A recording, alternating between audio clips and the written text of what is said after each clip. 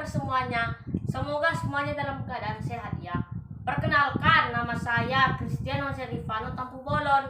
Sekarang saya duduk di kelas 6A SDN 06 Rantau Utara.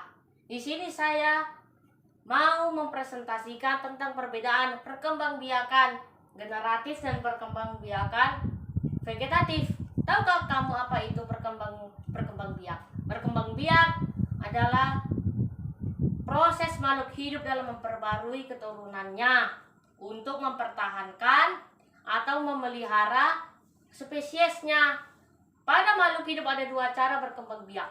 Yang pertama berkembang biak dengan cara generatif atau secara kawin yang terjadi pada manusia, hewan dan juga tumbuhan.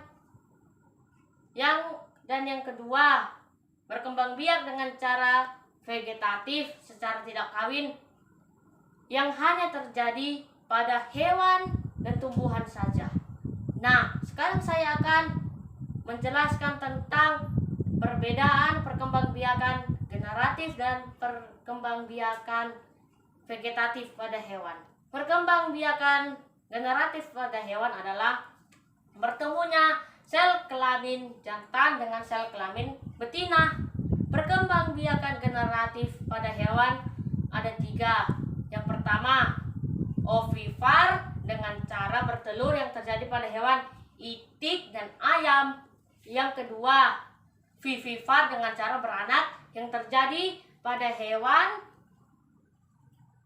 kuda dan lembu. Yang ketiga, ovovivipar yang artinya beranak dan bertelur. Perkembangbiakan vegetatif atau tidak kawin ada dua. Yang pertama, hewan hidra dengan tunas atau terjadinya penonjolan pada tubuh induknya yang kemudian lepas menjadi individu baru. Yang kedua, fragmentasi atau membelah diri. Contohnya pada hewan planaria, apabila tubuhnya membelah dua, maka akan menjadi individu baru. Nah, itulah penjelasan saya tentang perbedaan perkembangbiakan generatif dan perkembangbiakan vegetatif pada hewan. Nah, sekarang saya akan menjelaskan tentang perbedaan perkembangbiakan generatif dan perkembangbiakan vegetatif pada tumbuhan. Perkembangbiakan generatif pada tumbuhan terjadi melalui proses penyerbukan, yaitu melekatnya atau jatuhnya serbuk sari ke kepala putik. Yang contohnya pada pohon mangga, jagung dan juga padi. Perkembangbiakan vegetatif pada tumbuhan ada dua.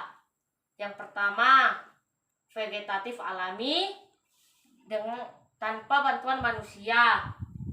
Contohnya, umbi lapis pada bawang merah dan umbi akar pada singkong.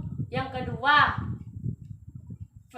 vegetatif buatan dengan bantuan manusia. Contohnya, mencangkok pada pohon mangga dan merunduk pada pohon sirih dan kangkung.